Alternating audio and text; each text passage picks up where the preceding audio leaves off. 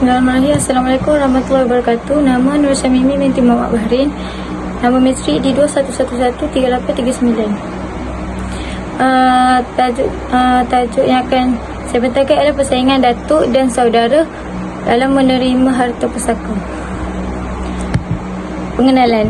Menurut kajian ini adalah untuk mengkaji persaingan di antara datuk dengan saudara-saudara dalam menerima harta pusaka. Permasalahan ini telah banyak dibincangkan oleh fuqaha dan oleh itu maka timbullah perbezaan pendapat di kalangan mereka. Dengan itu turut diterapkan dalam kajian ini juga adalah bertujuan untuk mengetahui pandangan para fuqaha mengenai persaingan datuk dengan saudara. Kajian ini akan tertumpu kepada data-data berkenaan persaingan datuk dan saudara-saudara dalam menerima harta pusaka dan pandangan serta mengikut fuqaha. Seterusnya, dalam mengira masalah datuk bersama saudara-saudara saudara-saudara si mati, ia boleh dilaksanakan melalui kaedah Zaid bin Sabit radhiyallahu anhu, iaitu saudara-saudara si mati bermaksud saudara seibu sebapa lelaki, saudara seibu sebapa perempuan, saudara sebapa lelaki dan saudara sebapa perempuan. Manakala saudara seibu terdinding dengan datuk. Hari ini saya akan bentangkan bahagian dalil hukum pusaka dalam surah An-Nisa ayat 11. Pembahagian warisan untuk anak-anakmu, iaitu bahagian seorang anak lelaki sama dengan bahagian dua orang anak perempuan.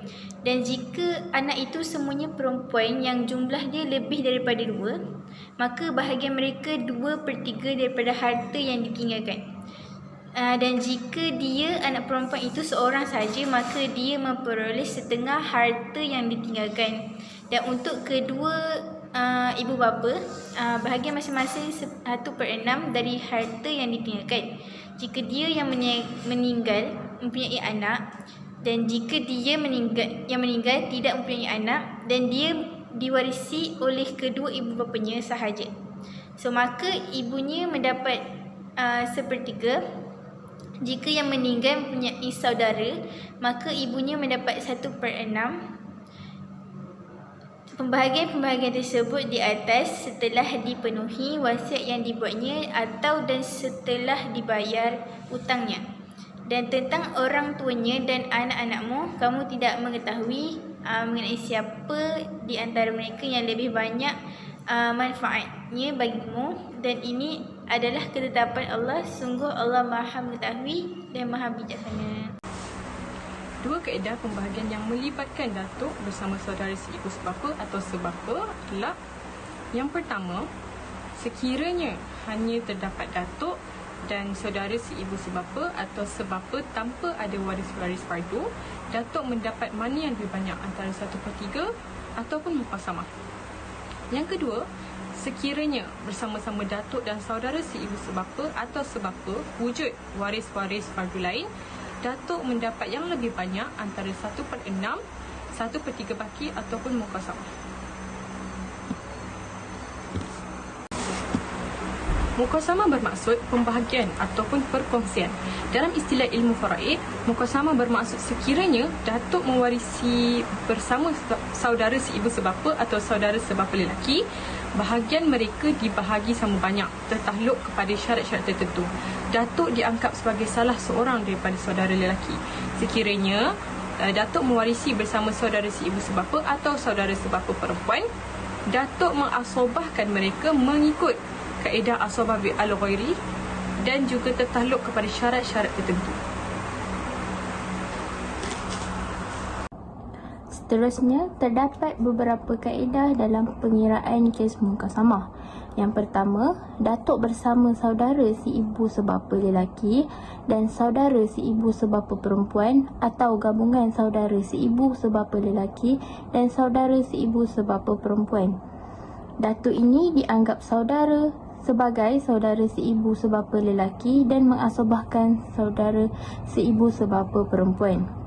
Yang kedua, datuk bersama saudara sebapa lelaki, saudara sebapa perempuan atau gabungan saudara sebapa lelaki dan saudara sebapa perempuan. Datuk dianggap saudara sebapa lelaki dan mengasobahkan saudara sebapa perempuan. Yang ketiga, datuk bersama kombinasi saudara seibu sebapa dan saudara sebapa sama ada lelaki atau perempuan. Datuk dianggap sebagai saudara sebapa kepada lelaki.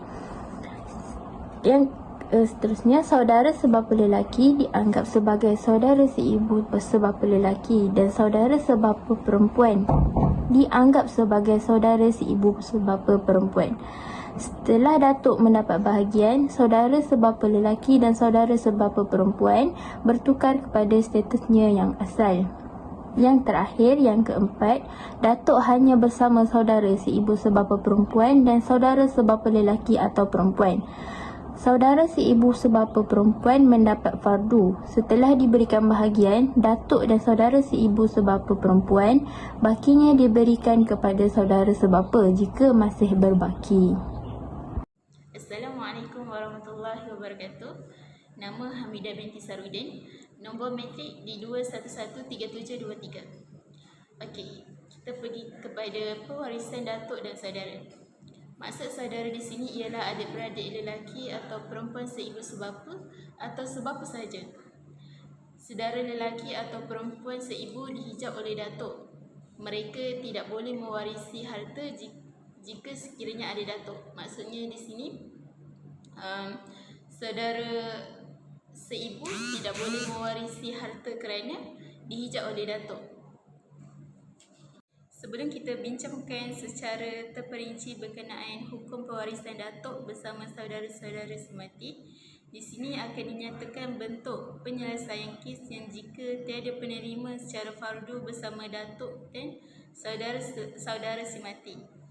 Terdapat beberapa keadaan pewarisan bagi datuk bersama adik-beradik semati apabila tiada waris kadar tetap bersama-sama mereka. Kita pergi kepada slide yang seterusnya. Pembahagian sama, iaitu mukasamah adalah lebih baik bagi datuk. Yang pertama, dalam kes ini si mati meninggalkan datuk dan saudara lelaki seibu sebapa, iaitu adik-beradik lelaki kandung, yang mana angka pembahagian adalah 2 dan datuk menerima 1 bahagian manakala saudara lelaki seibu sebapa juga menerima 1 bahagian, dan kedua-duanya adalah asobah dan mendapat pembahagian yang sama rata. Yang kedua, dalam kes ini si mati meninggalkan datuk dan saudara perempuan seibu sebapa, dan angka pembahagi dalam kes ini adalah 3, yang mana datuk mendapat 2 bahagian manakala saudara perempuan seibu sebapa mendapat 1 bahagian, dan kedua-duanya juga merupakan asobah. Slide yang seterusnya, dalam kes ini pula si mati meninggalkan datuk dan 2 saudara perempuan seibu sebapa, dan angka pembahagi adalah 4, iaitu datuk mendapat 2 bahagian manakala 2 saudara perempuan mendapat 2 bahagian. Okey, yang keempat, dalam kes ini si mati meninggalkan datuk dan 3 saudara perempuan seibu sebapa, yang mana angka pembahagian adalah 5 dan datuk mendapat 2 bahagian seperti biasa, dan 3 saudara perempuan seibu sebapa mendapat 3 bahagian, dan keempat-empat ini adalah asobah. Slide yang seterusnya, dalam kes yang kelima ini si mati meninggalkan datuk, saudara lelaki seibu sebapa dan saudara perempuan seibu sebapa, dan dalam kes ni angka pembahagi adalah 5, iaitu datuk mendapat 2 bahagian, saudara lelaki seibu sebapa mendapat 2 bahagian, dan saudara perempuan seibu sebapa mendapat 1 bahagian sahaja. Dan di dalam pembahagian ini, datuk dan saudara lelaki seibu sebapa mendapat pembahagian yang sama rata berbanding saudara perempuan seibu sebapa. Jadi dalam kelima-lima permasalahan ini, datuk dan saudara diberikan pembahagian yang sama rata kerana cara pembahagian saksama lebih menguntungkan datuk. dan beliau menerima bahagian yang sama dengan saudara lelaki itu, yakni 2 kali ganda daripada saudara perempuan. Assalamualaikum warahmatullahi wabarakatuh. Nama saya Nurfaliha Aimi binti Zulkifli. Nombor matrik D203-13062. Ingin meneruskan untuk kiraan pewarisan datuk dan saudara untuk si mati. Seperti kita tahu, untuk seterusnya keadaan 1/3 baki itu lebih baik untuk bagi kepada datuk. Contohnya, jika si mati meninggalkan datuk dan 3 saudara lelaki, keadaannya adalah seperti berikut. Contoh yang pertama ialah 1/3 kepada datuk, asobah kepada 3 saudara perempuan. Okey, kiraan dia untuk datuk dapat 1, 3 saudara perempuan tu dapat 2. Jadi jawapan dia 3. Untuk seterusnya, untuk datuk dapat 3, asobah tu dapat 6 untuk saudara perempuan. Jawapannya 3 tambah 6 jadi 9 lah. Okey, untuk yang seterusnya, apabila si mati meninggalkan datuk, kemudian seorang saudara lelaki dan 3 saudara perempuan, maka keadaannya adalah sebagaimana berikut. Contohnya, 1/3 lebih baik dibagi kepada datuk, lepas tu asobah diberi kepada saudara lelaki dan 3 saudara perempuan tadi. So, jadi kiraannya datuk dapat 1, saudara lelaki dan 3 saudara perempuan tu dapat 2. Seterusnya kita bawa ke sebelah, datuk dapat 5, saudara lelaki 4 dan 3 saudara perempuan tu 6. Bila dikira 5 tambah 4 dan jawapannya adalah seterusnya adalah 15. Okey, untuk contoh yang seterusnya ialah si mati meninggalkan datuk dan 5 saudara perempuan.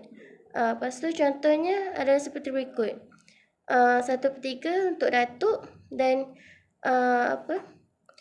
2/3 dapat 5 saudara perempuan tadi. Seterusnya, jawapannya 1 untuk datuk tadi, 2 untuk 5 saudara perempuan. Bila dikira, ditambah dapat 3. Untuk dibawa ke sebelah, datuk diberi 5 kerana 1/3 dapat 5. Lepas tu 2/3 untuk 5 saudara perempuan tadi, jawapannya 10. 5 tambah 10, so jawapannya seluruhnya adalah 15. Okey, huraian dia. Dalam ketiga-tiga kes ni, datuk akan mewarisi 1/3 pusaka kerana ia lebih menguntungkannya berbanding pembahagian saksama, mukasamah. Bakinya diberikan kepada saudara-saudara si mati itu. Angka pembahagi ialah 3, iaitu mengikut angka pembawah bahagian datuk. Cuma bahagian saudara tidak dapat dibagikan mengikut bilangan mereka dengan tepat. Jadi kita kira ambil bilangan saudara yang 5 tadi kerana ia berbeza, maksudnya tabayun lah dengan bahagian mereka. Kemudian kita darabkan dengan angka pembahagi. Hasil darab dijadikan angka pembahagi yang baru. Lepas tu kita bagikan dengan setiap pewaris saudara si mati dan didarabkan dengan juzuk saham. Hasilnya ialah bahagian sebenar setiap pewaris. Bahagian setiap pewaris tu maksudnya sama ada datuk dan saudara si mati. Itu sahaja daripada saya. Fokus utama adalah tertumpu kepada datuk dengan saudara-saudara dalam menerima harta pusaka. Jika dilihat kepada pendapat Abu Hanifah dan beberapa pendapat Syafi'i yang lain, mereka mengatakan bahawa datuk adalah sama seperti bapa, di mana bapa boleh mendinding saudara-saudara dalam menerima harta pusaka.